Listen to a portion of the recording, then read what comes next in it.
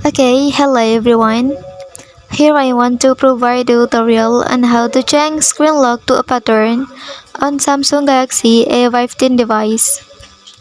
Patterns can provide an additional layer of security compared to simpler screen lock methods like PIN codes or password. Okay, and then how to do that on this device? First thing first, you have to go to the settings menu. Well, after that, here you can scroll down and then you can choose lock screen option.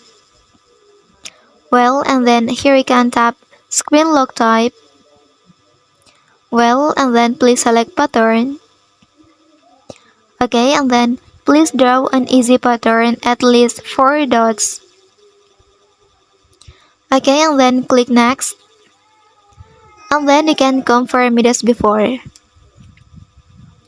Well, and then here you can click confirm. And then you can set the lock screen style here. There will be two options, and I will choose this one. Next, you can also turn on this toggle to hide notifications content.